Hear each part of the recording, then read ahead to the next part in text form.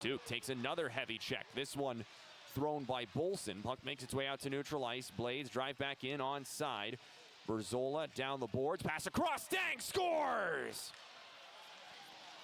What a setup. Berzola to Stang, and the Everblades take the 1-0 lead just 3 minutes and 9 seconds into the first period. The Everblades out front on Stang's first professional playoff goal. That pass had to be perfect from Berzola. He threaded it right to Stang through a couple of Stingrays. And Stang, perfect release on that shot from just inside that left circle. On his offside, that's not an easy shot. Both guys, great job to make that play work, and Stang going blocker side, giving the Everblades a 7th consecutive game open. Out Moberg up high, another try, that one blocked right out front, chance at the side, big save, rebound, puck goes in, Florida forcing it home, and it's Romano with another one against the Stingrays. His 6th goal of this series and 7th overall this year in the playoffs, makes it 2-0 late in the first.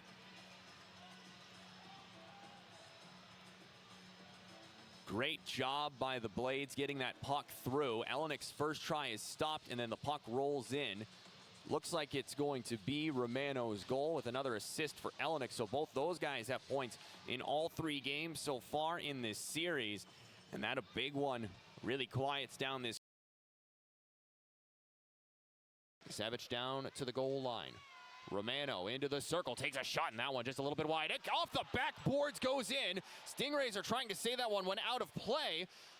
At the side of the net, Needham cashes in his first of this year's playoff run. Might have a review on this. But for now, it's Needham's first of the playoffs, and it's a power play goal to make it 3-0.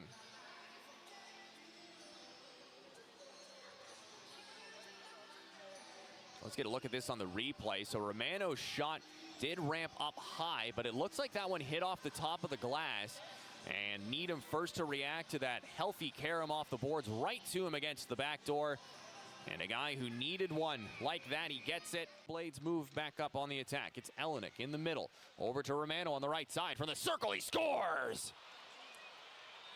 A beautiful rip from Anthony Romano. He's got 2 tonight and 8 now in the playoffs. And the Everblades, with 11 minutes left to go in the second period, have a 4-0 lead. I mean, you give Anthony Romano that kind of room, and you're just expecting to have a bad time if you're South Carolina. So much space in that circle, and that one sizzles by the glove side of Bjorklund.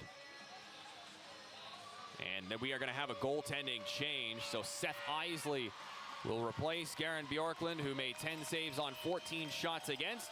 The face-off, one away by Jesse Lansdell. Sent ahead for Pfizer with a burst of speed into the right circle. Pfizer trying to curl away. Gains a little bit of room up to the point for Moberg. He walks in, he fires in that shot right out front. It goes in just over the line. Another one for Florida, and they're up 5-0 with 8:39 to go in the second. Isley could not cleanly handle that. Leskovar shouting at one of the refs. Looks like he wanted a call on something out front. And it looks like it's going to be Lansdell's goal. Gives him 3 this year in the postseason. And the Everblades making sure that that goaltending change doesn't build any positivity for South Carolina, as Florida is all over their arch rival right now. That puck just barely made its way over the line. And it looks like Lansdell did get just the slightest touch on that wrister. King, the defenseman, way in deep. He's been very active throughout this game, going way in from the blue line to try and set something up. Shot by Combs is tipped. A chance for Cooley, and he scores.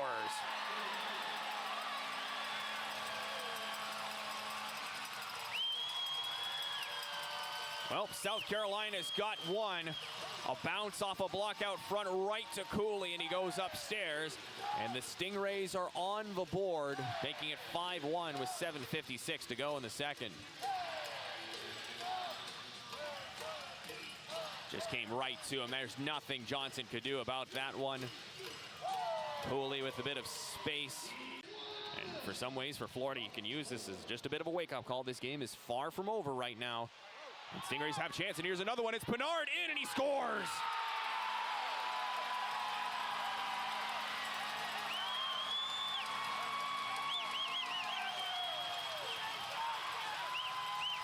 seconds between two Stingrays goals, and all of a sudden, just like that, it's a 3-goal game. Simon Pinard, beautiful move for his first of the playoffs, and now it's 5-2 with 7:48 to go. Along the boards now, over to Combs in behind. Back to Wilkins in tight. Up top, big shot by Moore, and he scores!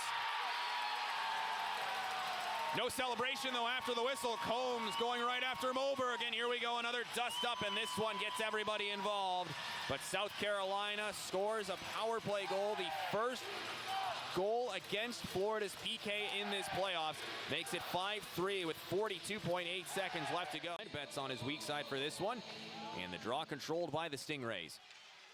Combs over Wilkins, quick shot, tip save, rebound, big stop by Johnson, and another chance pushed wide.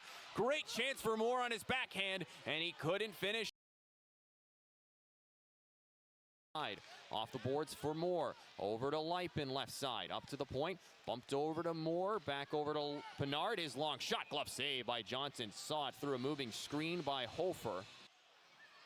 Moore chucks it ahead. Now Hofer trying to dump in from the red line. Deflected off an Everblade, and Florida skates up off that. Gisevich, right side, in. Forced around the backside of the net by Adamson. Kept well wide.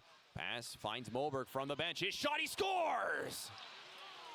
Big goal for Cole Moberg right off the bench, and he buries it. And Florida, just under 5 minutes into the third period, is back up by 3. And it's Moberg's first of the playoffs that makes it 6-3. He just got there in time to hold that one onside, and that is a big goal early in this period for Florida. Just drained a lot of energy out of this crowd. A lot of deflated body language around the stands here at the North Charleston Coliseum. With Florida's 3-goal lead back up on the boards. Still 15 minutes left to go in this game.